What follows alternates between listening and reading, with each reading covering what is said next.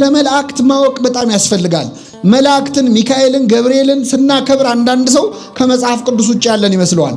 መጽሐፍ ቅዱስን የሚያነብ ሰው መላእክት የሌሉበት መጽሐፍ ማግኘት በጣም ይቸገራል። በዚህ መጽሐፍ ቅዱስ በምንለው መጽሐፍ ውስጥ ከኦሪት ዘፍጥረት እስከ ዮሐንስ ራእይ ካነበባችሁ ከመጽሐፈ አስቴርና ከትንቢተ ሐጌ በስተቀር መላእክት የሌሉበት መጽሐፍ የለም። በሁሉም መጽሐፍ ላይ መላእክት አሉ። የመጨረሻው መጽሐፍ እንደውም የዮሐንስ ራእይ ነው። በዮሐንስ ራእይ ደግሞ በ22ቱም ምዕራፍ ላይ መላእክት አሉ። መላእክት የሌሉበት ክርስትና፣ መላእክት ያላጀቡት ክርስቶስ እኛ እናውቅ። በክርስትና ውስጥ መላእክት አሉ። ተመልከቱ፣ ክርስቶስ ከመወለዱ በፊት በእመቤታችን ፊት መጥቶ ያበሰረው ማን ነበረ? ቅዱስ። ስለዚህ የሰው ልጅ ድነት የጀመረው በገብርኤል ነው። ጌታ ሲወለድ ሌሊቱን ሙሉ ሲዘምሩ ያደሩት እነማን ናቸው? መላእክት ናቸው። ሲወለድ የዘመሩት እነሱ ናቸው። 40 ቀን 40 ሌሊት በገዳመ ቆሮንቶስ ጾሞ ጸልዮ በዲያብሎስ ተፈትኖ ዲያብሎስን ድል ከነሳ በኋላ መላእክት ቀርበው አገለገሉት ይላል። ክርስቶስ ከመላእክት ተለይቶ አያውቅም። ወደ ምድረ በዳ ሲሄድ መላእክት አብረውት ነበሩ ይላል። በዕለተ ዓርብ በተሰቀለ ጊዜ መላእክት እኮ ነበሩ። በነገራችን ላይ ክርስቶስ በተሰቀለበት በዕለተ ዓርብ እንደ መላእክት የተጨነቀ የለም። በጣም ተጨንቀዋል። ምን አስጨነቃቸው መሰላችሁ? እነሱ በሰማይ በሁለት ክንፋቸው እግራቸውን በሁለት ክንፋቸው ፊታቸውን ሸፍነው ቅዱስ ቅዱስ እያሉ እየተንቀጠቀጡ ያመሰግኑታል አይደለም? እነሱ ተንቀጥቅጠው የሚያመሰግኑት አምላክን ፊቱን ማየት አይገባንም የሚሉት አምላክ ፊቱ ላይ ምራቅ ሲተፋበት ተመልክተዋል። ፊቱን በጥፊ ሲመታ ተመልክተዋል። ተንቀጠቀጡ በዕለተ ዓርብ። አሁን ሌሊት ዛሬ ሲባል እንደምትሰሙት ጌታ ሲሰቀል ሚካኤል ዝም አለ፣ ገብርኤል ደግሞ ተደነቀ። እንዴት ያለ ትዕግስት ነው ብሎ ማለት ነው። እንደውም ቅዱስ ገብርኤል ሰይፉን አነሳ፣ የእግዚአብሔር ቸርነት ከለከለችው፣ ሰይፉን ጣለው ነው የሚለው። ሰይፉ ምድርን ሰንጥቆ እስከ ምጽአት ድረስ እየሄደ ነው። ለመላእክት አስጨናቂ ቀን ነበረ በዕለተ ዓርብ። እርቃኑን ሲገፉት በአደባባይ የሾህ አክሊል ሲደፉበት ቅዱስ ሚካኤል ቅዱስ ገብርኤል ተጨንቀዋል። ሰራዊተ መላእክት ተረብሸዋል። እርቃኑን በአደባባይ ሲሰቀል በክንፎቻቸው መጥተው ስጋውን ሸፍነውታል። ስለማይታዩ እኛ እርቃኑ ተሸፍኖ አልታየንም። ግን መላእክት ወይ ከልልዎ ስጋው ወደሙ ለመድኃኔ ዓለም እያልን አይደል የምንቀድሰው? አው መጥተው ስጋውና ደሙን ሸፍነውታል። መላእክት በተጨነቀ በጸለየ ጊዜ የሚያበረታው መልአክ ታየው ይላል። ተመልከቱ፣ ክርስቶስ ሞትን ድል አድርጎ ሲነሳ ደግሞ በመቃብሩ ግራና ቀኝ ቁጭ ብለው የታዩት እነማን ናቸው? መላእክት ናቸው። መላእክት የሌሉበት ክርስትና፣ መላእክት ያላገለገሉ ክርስቶስ የለም። እኔ መላእክትን የሚጠሉ ሰዎች በእውነት ልቡና ይስጣቸው። ምክንያቱም መላእክት የሌሉበት ክርስትና የለም። በጣም ይገርማል። ጌታ ወደ ሰማይ ሲያርግ ደግሞ በእልልታ ያጀቡት እነማን ናቸው? መላእክት ናቸው። መላእክት ከክርስቶስ አጠገብ ናቸው ሁልጊዜ። መላእክትን ጠልተህ አይሆንም ያለነሱ። እግዚአብሔር ቢፈቅድልህ ደግሞ ወደ እግዚአብሔር መንግስት ስትሄድ ከነማን ጋር ነው የምትኖረው? አሁን እዚህ ምድር ላይ ሚካኤል ሲባል ደስ የማይለው ሰው ሰማይ ቤት ሄዶ ከማን ጋር ሊኖር ነው? ወይስ እዛም ለብቻ አዳራሽ መስራት ይቻላል? አይቻልም። እግዚአብሔር ልቡን አይስጣቸው። እኔ በጣም አንድ ነገር ልንገራችሁና ወደ ቀጣዩ ነጥብ እመጣለሁ። የመጀመሪያዎቹ ክርስቲያኖች እንደውም ከመላእክት ጋር ከነበራቸው ፍቅር የተነሳ አንድ ያደረጉን ነገር አለ። አንድ ጊዜ ምን ሆነ? ከሐዋርያት መካከል ሐዋርያው ቅዱስ ጴጥሮስ እስር ቤት ገባ ይላል የሐዋርያት ሥራ። ጴጥሮስ ታስሮ እያለ በዚያን ዘመን የነበሩ ክርስቲያኖች አዝነው ቤት ውስጥ ቁጭ ብለው ያወራሉ። ከታሰረ ቀጥሎ መገደል ስለሆነ የሚጠብቀው እንደው ነገ ይገሉት ይሆን ከነገ ወዲያ ይገሉት ይሆን እያሉ በር ዘግተው በማታ ተሰብስበው በጭንቀት ያወራሉ። እያወሩ እያለ እኩለ ሌሊት ላይ የቤቱ በር በኃይል ተንኳኳ። ድንገት ሲንኳኳ ሮዴ የምትባል የቤት ውስጥ አገልጋይ ነበረች። ውጭና ክፈቺ ብለው ላኳት። በሩ በኃይል እንኳኳል። ይች ሴት ሄደችና በሩን ከፈተችው። ከፍታው ማን እንደሆነ ስታይ መልሳ ደንግጣ ዘጋችው። ከዛ ተመልሳ መጣች። ምን ነው አሏት። ኧረ በር ላይ ጴጥሮስ ቆሟል አለች። ማን ቆመ? ጴጥሮስ የት ነው ያለው ብያቸዋል። ኧረ ተሳስተሽ ነው፣ ጴጥሮስ አይመስለንም፣ ምናልባት የጴጥሮስ ጠባቂ መልአኩ ሊሆን ይችላል አሉ። መልአክ ሊሆን ይችላል አሉ። ከኔ ጋር ናችሁ? ምን ሊሆን ይችላል? እስቲ አትዋሹ ምዕመናን። አሁን ሌሊት በራችሁ ቢንኳኳ መልአክ ሊሆን ይችላል ብላችሁ ተገምታላችሁ? ማን ሊሆን ይችላል ብላችሁ ነው የምታስቡ? ወይ ሌባ ነው አይደለ? ወይ መርዶ ነው። በቃ አክስቴ ሞታ ነው ማለት ነው የሚለው አይደለ? ሰው በቃ አያቴ አረፈች ማለት ነው የሚለው። በመሰረቱ የኛ በር ለመክፈት ራሱ ስንት ነገር አይደል የሚጫንበት። አስቸጋሪ እኮ ነው ለመክፈት ራሱ ያስቸግራል። ይቺ ሴት ግን ሄዳ ስትነግራቸው መልአክ ነበረ፣ መልአክ ሊሆን ይችላል አሉ። የመጀመሪያዎቹ ክርስቲያኖች በር ሲንኳኳ መልአክ ሊሆን ይችላል ብለው የሚገምቱ ነበሩ። ይህን ያህል ቅርብ ናቸው ማለት ነው። የመላእክቱን ፍቅር በሁላችን ይሳልብን። በዕለተ ምጽአት ክርስቶስ ሲመጣም ከመላእክቱ ጋር ነው የሚመጣው። ከአላፋት መላእክቱ ጋር ነው የሚመጣው። መለከት የሚነፋው ሚካኤል ነው። አብረውት የሚመጡት መላእክት ናቸው። እኛን ከሞትንበት የሚቀሰቅሱንም እነሱ ናቸው። ወደዛኛው ዓለም ወደ እግዚአብሔር እቅፍ ይዘውን የሚሄዱትም እነሱ ናቸው። ቢፈቅድልን ደግሞ የምንዘምረውም ከመላእክት ጋር ነው። ዝማሬ መላእክትን ለሁላችን ያሰማን። ተመልከቱ፣ ይቺ ቤተክርስቲያን ያለ መላእክት ክርስትና እንደሌለ ስለምታውቅ ስለ መላእክት ታስተምረናለች። ከወዲሁ በዓል እያከበረች መላእክትን ታስተዋውቀናለች። ምክንያቱም ሄደን የምንኖረው ከነርሱ ጋር ስለሆነ ማለት ነው። በደስታ ወደ ተሰበሰቡት ወደ አላፋት መላእክት ህብረት ደርሳቸዋል ስለሚል ማለት። ስለዚህ ስለ መላእክት ማወቅ ያስፈልጋል አያስፈልግም? ያስፈልጋል። እኔ በእውነት ስለ መላእክት ጥቂት ነገሮች ልንገራችሁ። አንደኛ መላእክት በጣም ብዙ ናቸው። መጽሐፍ ቅዱስ ስለ መላእክት ቁጥር ሲናገር ምን ይላል መሰላችሁ? ሺህ ጊዜ ሺህ ይላል። እስኪ በሉ ሺህ ጊዜ ሺህ። አሁን እንዳታባዙ ታደራችሁ። ሺህ ጊዜ ሺህ ማለት ብዙ ለማለት ነው። አላፋት ጊዜ አላፋት ይላል። መላእክት ቁጥራቸው በጣም ብዙ ነው። መላእክት ስንት እንደሆኑ ቁጥራቸው ማወቅ ከፈለጋችሁ ግን እኔ ቀላል ሂሳብ ልነግራችሁ ነው ዛሬ። እግዚአብሔር ዓለምን ሲፈጥር ሰው ሲፈጥር መጀመሪያ የፈጠረው ሰውዬ ማን ነው? ማንን የፈጠረው? አዳም አይደል? ከአዳም አንስቶ እስካሁን ድረስ የሞቱ ሰዎች አሉ አይደል? መቃብር ውስጥ ያሉ የሉ? ብዙ ናቸው። በጣም ጥሩ። አሁን ምድር ላይ ያለው የሰው ልጅ ስንት ነው? 8 ነው 9 ቢሊዮን ደረሰን። አሁን 7 ቢሊዮን ነው። ጥሩ ነው። 7 ቢሊዮን ሰው አለ ምድር ላይ። ካሁን በኋላ አሁን ያለነው ስንሞት ደግሞ ከዚህ በኋላ የሚወለዱ እስከ ጌታ ምጽአት ድረስ ደግሞ አሉ አይደል? ከመጀመሪያው ሰው አዳም አንስቶ እስካሁን የሞቱት ሰዎች ከሞት ቢነሱ አሁን ምድር ላይ ያለው 9 ቢሊዮን ህዝብ ደግሞ 7 ቢሊዮን ህዝብ ደግሞ የተኛው ከእንቅልፉ ተነሳ ቢባል ሁሉም ቢቆም ከዚህ በኋላ ደግሞ እስከ ምጽአት ድረስ የሚወለዱ ልጆች አሁኑኑ ቢወለዱ ለእያንዳንዱ ሰው በራሱ ፀጉር ልክ መልአክ ይደርሰዋል። በምኑ ልክ? አሁን ሂሳቡ ቀላል ነው አይደለ? መደመር ከፈለጋችሁ መጀመሪያ የምትቆጥሩት ምናችሁን ነው? ይቻላል? የተላጨ ተገላገለ መሰለኝ። ቀዳዳውንም ቢሆን ቁጠሩት፣ ግድ የለም ብቻ ተመልከቱ። አሁን መላእክትን መቁጠር አይቻልም ማለት ነው። ብዙ ናቸው። ሌላው አባቶቻችን ሲገልጹ የመላእክትን ቁጥር ዓለም ከተፈጠረ ጀምሮ ዝናብ ሲዘንብ ነበር አይደል? ከዘመነ ኖህ ጀምሮ እንኳን ይዘንብ ነበር። ዓለም ከተፈጠረ አንስቶ እስካሁን የዘነበው ዝናብ ጠብ ያለው ነጠብጣቡ ቢቆጠር መላእክት ከዛ በላይ ናቸው። በአጠቃላይ መላእክት ብዙ ናቸው ማለት ነው። አሁን ይህንን ትምህርት ስናገር መላእክት ብዙ ናቸው ስል አንዳንድ ሰው እዚህ ቁጭ ብሎ እኔ ኑሮ አናቴ ላይ ወጥቶብኛል፣ መላእክት ብዙ አነሱ፣ እኔ ምን አገባኝ ልትሉ ትችላላችሁ። እነዚህ ሁሉ መላእክት ከማን ጋር ናቸው? ደስ ይላል አይልም? አመስግኑ እንጂ እግዚአብሔር። ይሄ ሁሉ ቁጥር የኛ ዘመዶች ናቸው። እነዚህ ሁሉ የኛ ወገኖች ናቸው። ይህንን ሁሉ ዘመድ ያበዛልን አምላክ ስሙ የተመሰገነ ይሁን። ከራሳችን ፀጉር በላይ በእውነት ከዝናብ ነጠብጣብ በላይ የሆኑ ወገኖችን የሰጠን ማን ነው? እግዚአብሔር ነው። ብዙ ናቸው መላእክት። ስለዚህ ከዚህ መሃል እኔ ወገን የለኝም፣ አባት እናት ወንድም እህት የለኝም ብሎ የሚያዝን ካለ ኧረ ብዙ ናቸው ዘመዶች።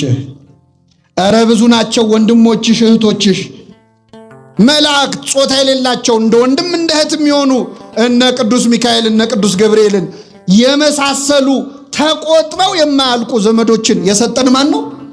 እግዚአብሔር ነው። ከኛ ጋር ያሉት ከነርሱ ጋር ካሉት ይበልጣሉ ብላችሁ መደሰት አለባችሁ። ምን ሆነ መሰላችሁ? በዚህ በመጽሐፈ ነገሥት ላይ አንድ ታሪክ ተፈጽሟል። እስራኤላውያንና ሶርያውያን ጦርነት ላይ ናቸው። እንግዲህ እስራኤል ሁሌ ጦርነት ላይ ነች። አሁንም ጦርነት ላይ ነች አይደል? እግዚአብሔር ሰላምን ያምጣልን። እስራኤል ከሶርያ ጋር ጸብ ላይ ነበረች። ጸብ ላይ ሆነው ሶርያውያን እስራኤልን እንውጋ ይሉና ይነሳሉ። ተነስተው በዚህ ተራራ ሄደን እንውጋቸው ብለው እዛ ተራራ ላይ ሲደርሱ የእስራኤል ጦር እዛ ቦታ ላይ ቀድሞ ይገኛል። ይወጋቸዋል። ሳይጠብቁ አደጋ ይጥልባቸዋል፣ ያሸንፋቸዋል። ይመለሳል። የሶርያ ጦር ደግሞ በዚያ ጋር እንሂድ ብሎ አስልቶ መንገድ መርጦ ሲጠብቃቸው እስራኤል እዛ ቀድመው ደርሰው ያጠፏቸዋል። መጨረሻ የሶርያው ንጉሥ ምን አለ? አይ እኛ መሃልማ ሰላይ አለ፣ ከኛ ዘንድ ወሬ እየወሰደ ለእስራኤላውያን የሚናገር ነገር የሚያበላሽ ወሬ የሚያደርስ ሰላይ ከኛ መሃል አለ፣ አውጡ ብሎ ወታደሮቹን ሰበሰባቸው። ከኔ ጋር ናችሁ ምዕመናን?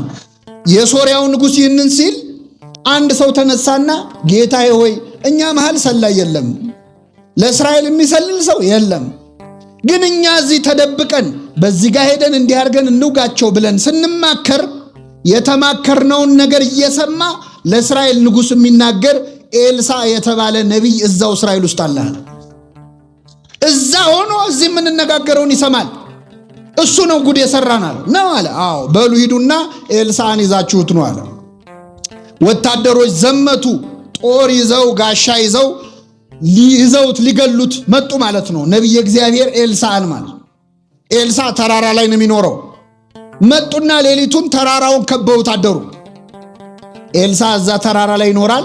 ሎሌው አገልጋዩ ግያዝ ይባላል። በጠዋት ተነስቶ እንደው ወገቤን ልፈትሽ ብሎ ሲወጣ ዙሪያቸውን ተከበዋል። ኤልሳን ሊይዙ የሶርያ ወታደሮች ከበዋቸዋል። ደነገጠና መጥቶ ኤልሳ አንቀሰቀሰው። እረ ጌታ ኤልሳ ሆይ ተከበናል አለ። ምን ነው አለው። እረ ዙሪያችንን ሶርያውያን ከበውናል፣ እሳት ይዘዋል፣ ስለት ይዘዋል፣ እባክህ ድረስልን አለ። ይሰማል። ስለ እስራኤል ሳወራ እኮ ችግር መጣ። ልቀጥል አይደለ? ተከበናል አለ የኤልሳ አገልጋይ ግያዝ። ዙሪያችንን ተከበናል ጌታዬ ሆይ ብሎ ኤልሳን ነብዩን ቀሰቀሰው። ነብዩ ምን አለ? አይዞህ አትፍራ፣ ከኛ ጋር ያሉት በሉ እስኪ ከነርሱ ጋር ካሉት ይበልጣሉ። ስለዚህ ምን አትበል አለው። አሁን ምዕመናን እውነት ለመናገር እዚህ ጉባኤ ላይ እየተማርን እያለ አያድርገውና ሰዎች ስለት ሰይፍ ይዘው ዙሪያችንን ቢከቡን አይዟችሁ ከኛ ጋር ያሉት ከነርሱ ጋር ካሉት ይበልጣሉ ብላችሁ ቁጭ ትላላችሁ? እኔም ካልኩ ነው። እኔም ጉባኤ ብለው ጠርተው ነው ምንም የማውቀው ነገር የለም ብዬ ቀድሜም ሮጠው ነው ሊሆን ይችላል። ፈተና ሲመጣ እኮ ነው የሰው ክርስትናው የሚታወቀው አይደል? አዎ እግዚአብሔር ከአቅማችን በላይ ከመፈተን ይሰውረን። ከኛ ጋር ያሉት ከነርሱ ጋር ካሉት ምን ይላሉ? አዎ ይበልጣሉ። ግን ጌታዬ ሆይ እንሽሽ እባክህ አለው። ከዛ ይህን ጊዜ ኤልሳ ምን አለ? ጌታ ሆይ የዚህን ደካማ ባሪያ አይኑን አብራለታል። ይህ ሰው አይኑ አያይም እንዴ? ያያል። የልቡ አይንን የማያየው አይኑን ሲያበራለት ዙሪያቸውን በእሳት ሰረገላ ተከበዋል። መላእክት አብረዋቸው ናቸው። ይህንን ሲያይ ተረጋጋ። መላእክት ለካ ኤልሳ ያለበትን ተራራ በእሳት ሰረገላ አጥረውታል። ያ ተራራ የማን ነቢይ ስላለበት ነው በመላእክት የተከበበው? የማን ነቢይ?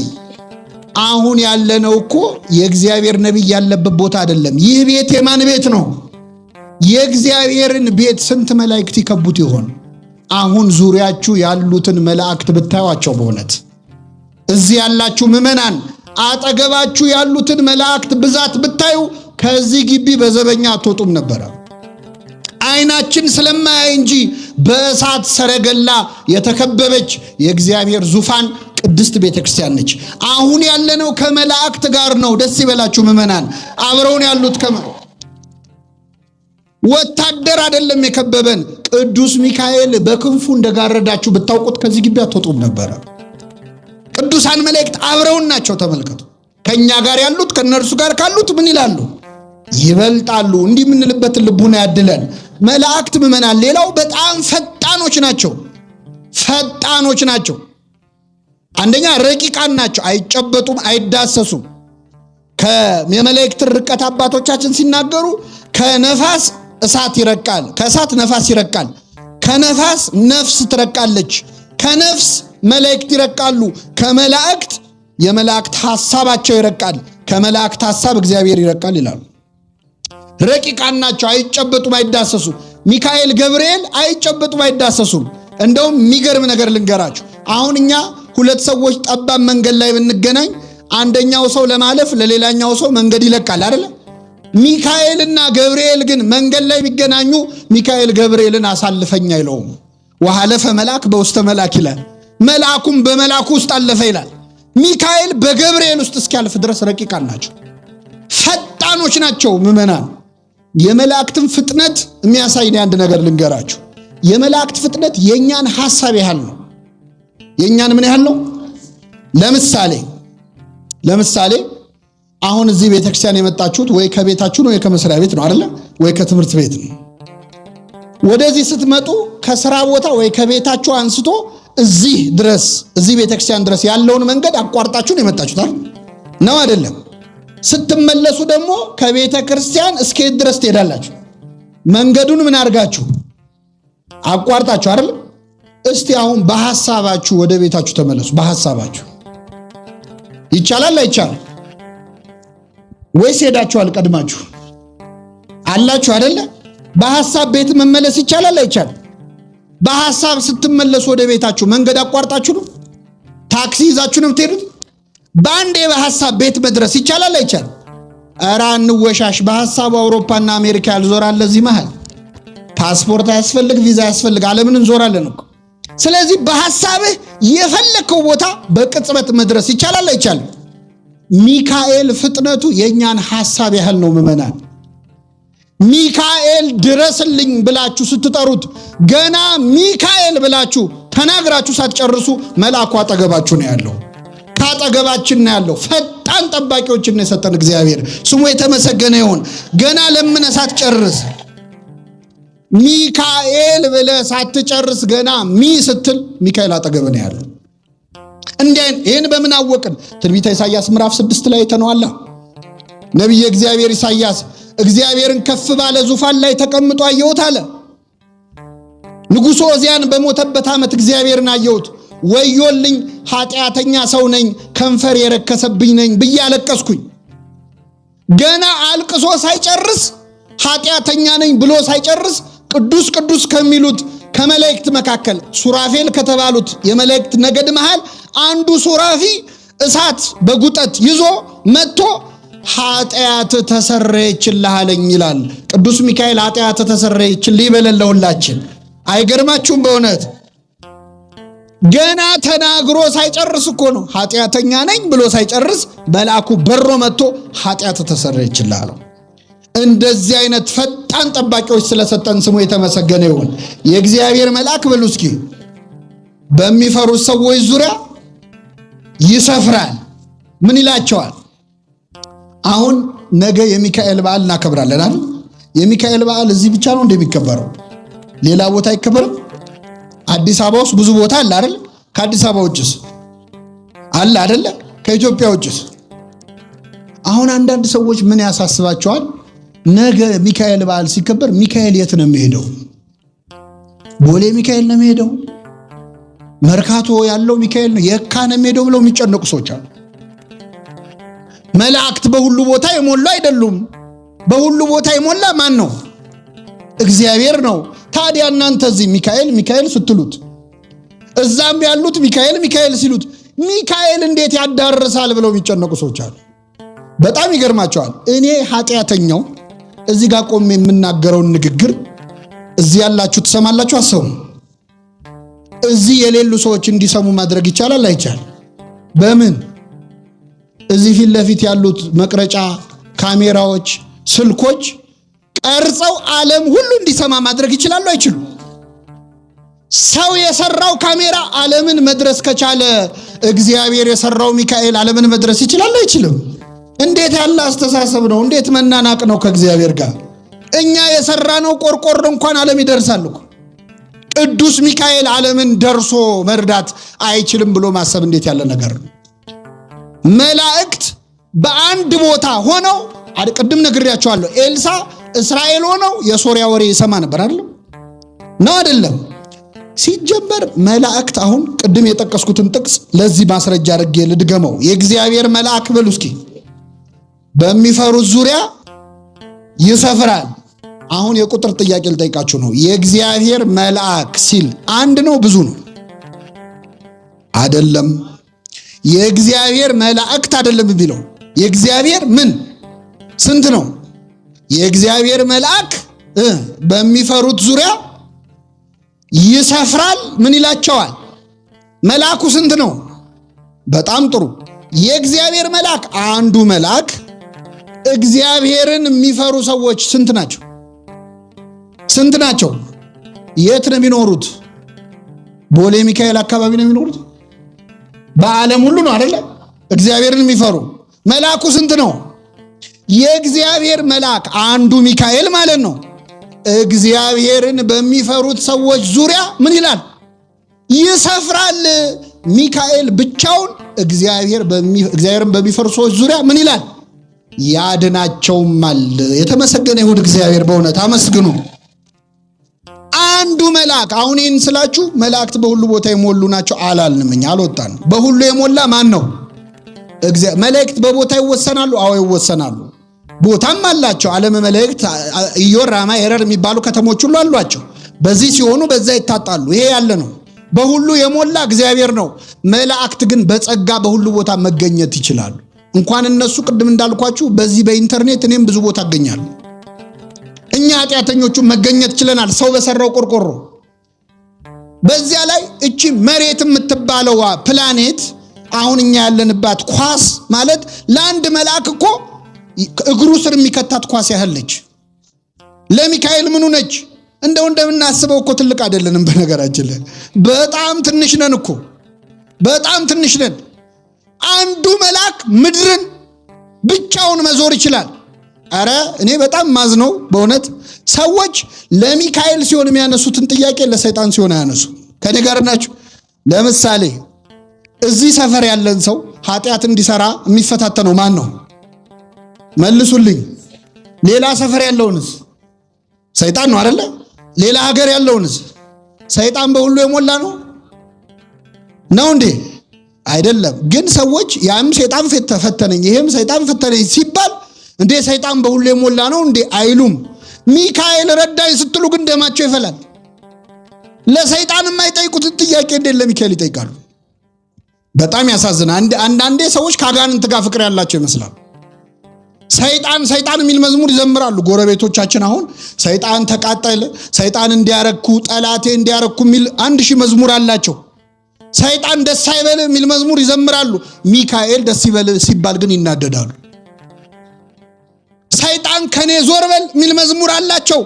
ናና ሚካኤል ናና ተብሎ ሲዘምር ለምን ይናደዳሉ? ሚካኤል ወደ ሁላችን ይምጣልን። ምዕመናን አመስግኑት ቅዱስ ሚካኤል። ሰይጣን ዞር በልልኝ ከኔ ወግድ ብሎ ከመዘመር ናና ሚካኤል ናና ብሎ መዘመር ይሻላል አይሻልም? አሁኛ ከሰይጣን ጋር ምን አሯሯጠን?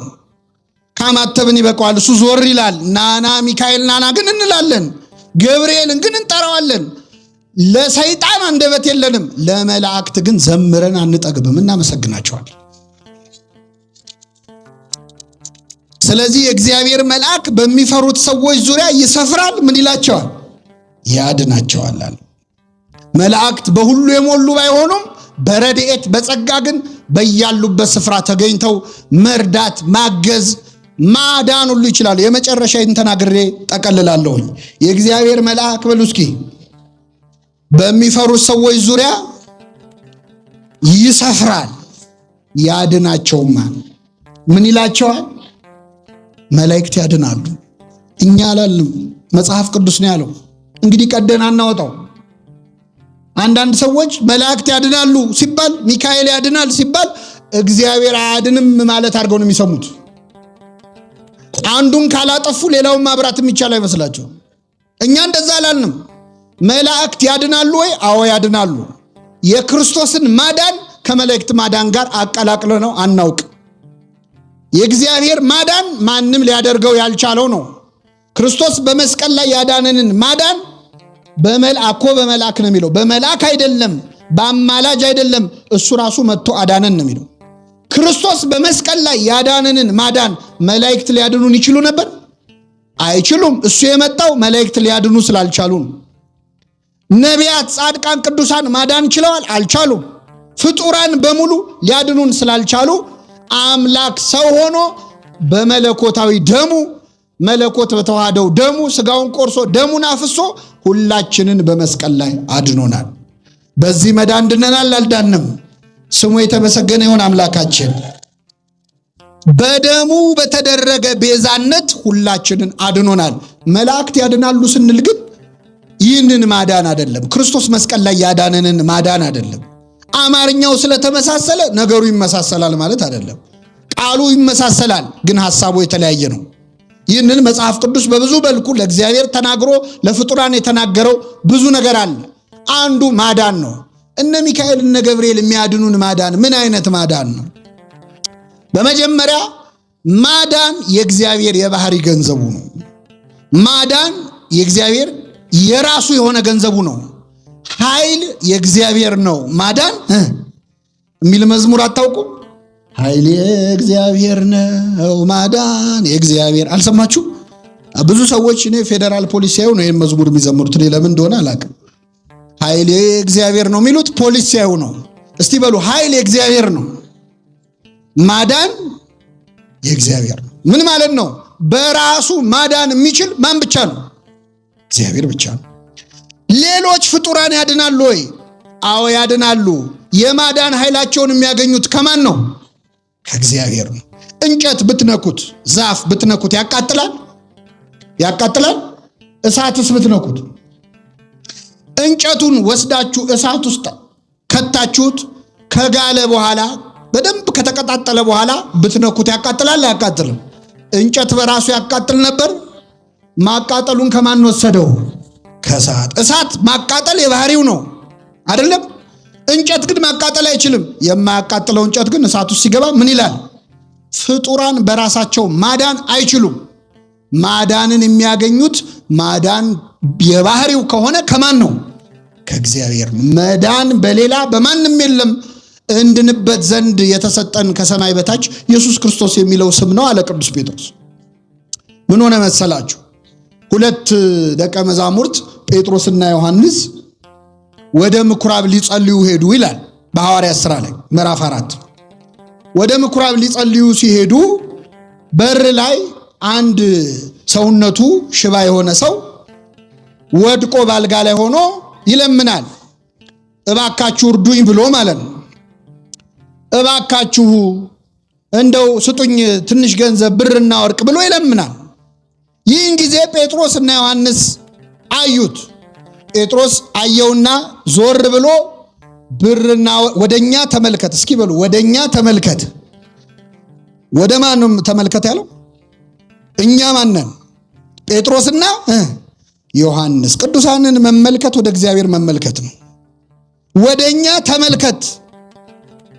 ብርና ወርቅ የለንም፣ ያለንን ግን እንሰጣለን። ብርና ወርቅ አቤት! ሐዋርያት ብርና ወርቅ የላቸውም ነበር። አይገርምም? ሐዋርያ የዛሬ አገልጋዩም ብርና ወርቅ አለው አይፈውስም እንጂ። ሐዋርያት ግን ብርና ወርቅ የለንም፣ ያለንን እንሰጣለን። በናዝሬቱ በኢየሱስ ክርስቶስ ስም ተነሳና ተመላለስ አለው። ወዲያውኑ ያ ሰው እየተነሳ አብሯቸው መቅደስ ገብቶ ሰገደ፣ እግዚአብሔርን አመሰገነ ይላል። አሁን ይሄ ሰውዬ ተፈወሰ። ሲፈወስ ፈሪሳውያን ደነገጡና ጴጥሮስና ዮሐንስን አሳሰሯቸው። ሸንጎ ፊት አቀረቧቸው። ምንድነው የሰራችሁት አሏቸው። ምንድነው የሰራችሁት? እንዴት ልታድኑ ቻላችሁ? እዚህ ላይ እንኳን ፈሪሳውያንም ማመስገን አለበት። አሁን ዘንድሮ ሰው ከዳነ እንኳን ዳነ ነው እንጂ እንዴት ዳነ አንልም አይደል? እነሱ ግን ያጣራሉ። እንዴት አዳናችሁ? እንዴት ልታድኑት ቻላችሁ ይህን ሰውዬ ብለው ጠየቋቸው። ጴጥሮስ ምን አለ? በምን እንድናድን ትፈልጋላችሁ? መዳን በሌላ በማንም የለም፣ እንድንበት ዘንድ የተሰጠን ኢየሱስ ክርስቶስ የሚለው ስም ነው አለ። ስሙ የተመሰገነ ይሁን አምላካችን። እኛ በምን እናድናለን? በክርስቶስ ስም ነው የምናድነው። ሰቅላችሁ በገደላችሁት በናዝሬቱ በኢየሱስ ክርስቶስ ስም ነው። ጴጥሮስ ይህንን ሽባ አድኖታል አላዳነው? በማን ስም? በኢየሱስ ክርስቶስ። ገብርኤል ያድናል አያድንም? በማን ስም? ሚካኤል በማን ስም ነው የሚያድነው? አሁን ቅዱስ ሚካኤልን አግኝታችሁ ብትጠይቁት ታድናለህ ወይ ብትሉት መዳን በሌላ በማንም የለም፣ እኔም ማድናችሁ በክርስቶስ ስም ነው የሚለው። ድንግል ማርያም ታድናለች አታድንም? በማን ስም? በልጇ በክርስቶስ ስም። መዳን በሌላ በማንም የለም። በሌላ የሚለውን ለድንግል ማርያም የሚጠቅሱ ሰዎች አሉ። ድንግል ማርያም ሌላ ናት እንዴ? ሚካኤል ሌላ ነው እንዴ? መዳን በሌላ እኮ ነው ያለው። ቅዱሳን ሌላ አይደሉም። እነሱ የእግዚአብሔር ገንዘቦቹ አገልጋዮቹ ናቸው። ቅዱሳን በእግዚአብሔር ስም ያድናሉ። እግዚአብሔር ያለ ቅዱሳንም ያድናል። ቅዱሳን ግን ያለ እግዚአብሔር ማዳን አይችሉም። ለምን? ኃይል የእግዚአብሔር ነው፣ ማዳን የእግዚአብሔር። ስለዚህ የእግዚአብሔር መልአክ በሚፈሩት ሰዎች ዙሪያ ይሰፍራል። ምን ይላቸዋል? ያድናቸዋል። እኔ አንድ ጥያቄ ጠይቄያችሁ አበቃለሁ። የእግዚአብሔር መላእክት ቅዱሳን መላእክት ይረዱናል፣ ያማልዱናል፣ ያድኑናል። ብዙ ጊዜ ሰዎች ጥያቄ ሲያበዙብን ተሸማቀን አንዳንዴ ለመመስከር እንቸገራለን። እና እኔ አንድ ጥያቄ ልጠይቃችሁ። አንድ ሰው አሁን እዚህ ቅዱስ ሚካኤል ቤተክርስቲያን መጥቶ ሚካኤል ሆይ ከአምላክ በተሰጠ ስልጣን አማልደ ከዚህ በሽታዬ አድነኝ ብሎ ይህ ሰውዬ ለሚካኤል ተስሎ ዳነ። ይህንን ሰውዬ ያዳነው ማን ነው? ሚካኤል ነው ወይስ እግዚአብሔር? አይሰማም። በጣም ጥሩ። እሺ ሌላ ጥያቄ ልጠይቃችሁ። መጽሐፍ ቅዱስ ላይ ኢዮብ የሚባል ሰው ታሪክ ተጽፏል አይደለም? መጽሐፈ ኢዮብ ላይ መላእክት ሁሉ በእግዚአብሔር ፊት ለመቆም መጡ ይላል። ሲመጡ ሰይጣንም መጣ፣ እግዚአብሔር ፊት ቆመ። ከወዴት መጣ አለው እግዚአብሔር። ዓለምን ዞርኳት ተመላለስኳት አለ። እየሰማችሁ ነው? ዓለምን ምን አልኳት?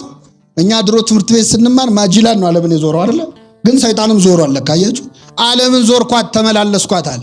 አሁን ዓለምን የሚዞረው ሰይጣን ለጥሩ ነው ለመጥፎ ነው? ዓለምን ለማበላሸት ነው አይደለ?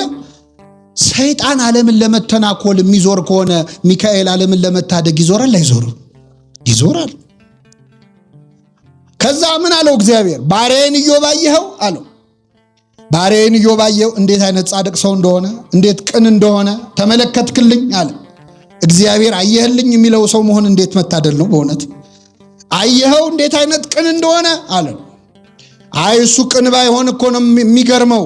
ምን አጉድለህበታል? ሀብት ሰጥተኸዋል፣ ንብረቱ ሞልቶታል፣ ተርፎታል።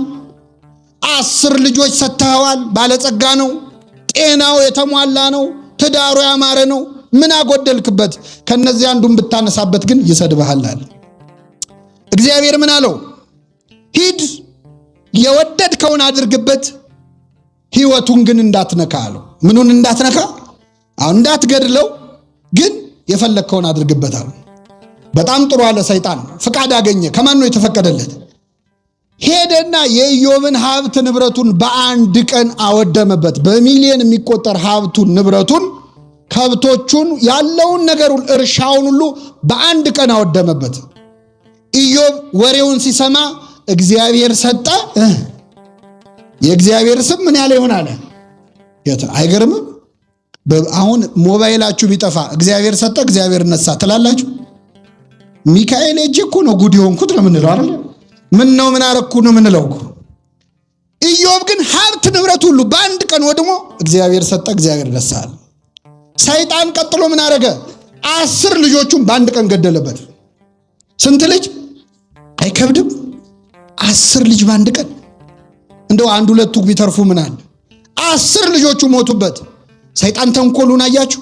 መጀመሪያ ልጆቹን አልገደለበት። መጀመሪያ ቢገልበት በኋላ ሀብቱ ሲጠፋ እንኳን ሀብቴ ልጆቼም ጠፍተዋል ይላል፣ ጦሴን ይዞ ሄድ ይላል። ስለዚህ በመጀመሪያ በሀብቱ ፈተነው፣ ቆይቶ 10 ልጆች ገደለበት። እግዚአብሔር ሰጠ። ከዚያ ምን አለ ሰይጣን? ከራስ ፀጉሩ እስከ እግር ጥፍሩ በቁስል መታው። ሰውነቱ ቆሰለ። የገዛ ቁስሉ እስኪሸተው ደረሰ። በሸክላ ነበር፣ በገል ነበር የሚያከው ቁስሉን የሚያከው። ቁስሉ እስኪሸተው ደረሰ። እግዚአብሔር ሰጠ፣ እግዚአብሔር ነሳ። አሁን ጥያቄ ልጠይቃችሁ።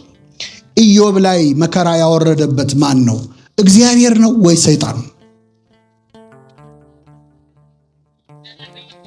እግዚአብሔር ነው ወይ ሰይጣን ነው? በጣም ጥሩ መልሳችኋል። ሰይጣን ነው አይደለም? እሺ፣ ቅድም አንድ ሰውዬ እዚህ ቤተክርስቲያን መጥቶ ሚካኤል ወይ ከአምላክ አማልደ ካለብኝ በሽታ አድነኝ አለ። ቅዱስ ሚካኤል አማልዶ ይህን ሰውዬ ፈወሰው። ይህን ሰውዬ ያዳነው ሚካኤል ነው ወይስ እግዚአብሔር ነው ስላችሁ ምን አለ? እግዚአብሔር።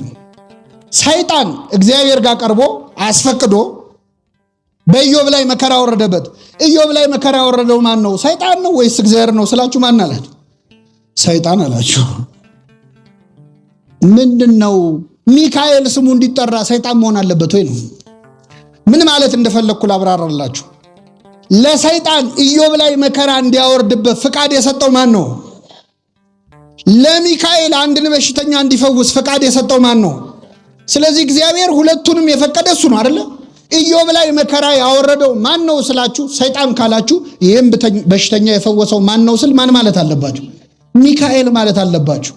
ምክንያቱም ለሰይጣንም ክፉ እንዲያደርግ ለሚካኤልም በጎ እንዲያደርግ ፈቃድ ሰጪው ማን ነው?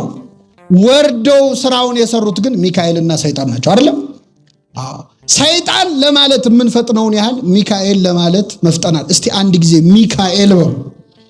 ቅዱስ ሚካኤል ክብር ምስጋና ይድረሰው። በሆነ የመጨረሻ አንድ ጥያቄ ልጠይቃችሁ። ሰይጣን እግዚአብሔር ፊት ቆሞ የጠየቀው ፍቃድ የጠየቀው ለኢዮብ ክፉ ለማድረግ ነው ወይስ መጥፎ ነገር ለማድረግ ነው? ማን ነው? ጥሩ ለማድረግ ነው መጥፎ ለማድረግ ነው? አይሰማም። ለኢዮብ መልካም አስቦ ነው ክፉ አስቦ ነው አይደል? ማን ፊት ቆሞ ጠየቀ? እግዚአብሔር ፈቀደለት አልፈቀደለት? ክፉ ነው ሰይጣን አይደል? ለክፉ ሰይጣን፣ ለአመፀኛው ሰይጣን ክፉ ነገር አስቦ ኢዮብን ለመጉዳት አስቦ ሲጠይቀው ማን ፈቀደለት? ያ የወረደው የረከሰው መልአክ ሰይጣን ኢዮብን ለመጉዳት ብሎ ሲጠይቀው እግዚአብሔር ፈቀደለት። ሰይጣን ኢዮብን ለመጉዳት ሲጠይቅ እግዚአብሔር የሚፈቅድለት ከሆነ ሚካኤል እኛን ለመጥቀም ሲጠይቅ ይፈቀድለታል አይፈቀድለትም? መላእክት የሚጠይቁት እኮ የእኛን መዳን ነው አይደለ? ሁሉ መዳንን ይወርሱ ዘንድ ለማገዝ የሚላኩ መላእክት አይደሉምን? ደስ ይበላችሁ ምእመናን፣ ሚካኤል ስለኔ ስላንተ ተንበርክኮ ምሕረት እስክናገኝ ድረስ እግዚአብሔር ፊት ይለምናል፣ ይጸልያል። እግዚአብሔር የሚካኤልን ጸሎት ይሰማል አይሰማም? የመላኩን ጸሎት ይስማልን እግዚአብሔር። አይተነዋል። ትንቢተ ዳንኤል ዘካርያስ ምዕራፍ 1 ቁጥር 12 ላይ 70 ዓመት ሙሉ የተቆጣቸውን እስራኤላውያንን የማትምራቸው እስከ መቼ ነው አለ። እስኪ በሉ የማትምራቸው እስከ መቼ ነው? ሚካኤል እንደዚህ ነው የሚለው፣ እስከ መቼ አትምራቸው? በእውነት ቅዱስ ሚካኤል ኢትዮጵያን ማትምራት እስከ መቼ ነው ይበልልን። ይህችን ሀገር ማትምራት እስከ መቼ ነው ይበል። በእውነት ይሰማዋል እግዚአብሔር አይሰማው? ሰይጣን ክፉ ሆኖ ለምኖ ከተሰማ ሚካኤል ደግ ሆኖ ለምኖ እንዴት አይሰማም? የዮና ልጅ ስምዖን ወይ ሰይጣን እንደ ስንዴ ሊያበጥራችሁ ለመነ ይላል። ሰይጣን የእኛን እምነት ለማበላሸት እኛን እንደ ስንዴ ለማበጠር ይለምናል። ቅዱስ ሚካኤል ደግሞ ማራቸው ማራቸው እያለ ይለምናል። እንደዚህ ለኛ መዳን የሚንሰፈሰፉ ሁሉ መዳንን እንዲወርሱ የሚካኤል ልመናው ምኞቱ ምን እንደሆነ ታውቃላችሁ? እዚህ ግቢ ውስጥ ካለ ሰው አንድም ሰው ገነት ሳይገባ እንዳይቀር ነው። አንድም ሰው ወደ እግዚአብሔር መንግስት ሳይገባ እንዳይቀር ነው ልመናው ሚካኤል። የዋሁ መልአክ ልመናው ይሄ ነው። እንደ ሰይጣን ክፉ አይደለም የሚያስበው። ሰይጣንን እንኳን የማያስቀይመው የዋሁ መልአክ እግዚአብሔር ይገስጽ ከማለት በላይ ክፉ ቃል ካፉ የማይወጣው ቅዱስ ሚካኤል ለኛ መዳን ነው የሚለምነው። ለኛ መዳን የሚለምኑ መላእክትን ስለሰጠን ስሙ የተመሰገነ ይሁን። የእግዚአብሔር መልአክ በሚፈሩት ሰዎች ዙሪያ ይሰፍራል። ምን ይላቸዋል? የሰማነውን በልቡናችን ያሳድርብን።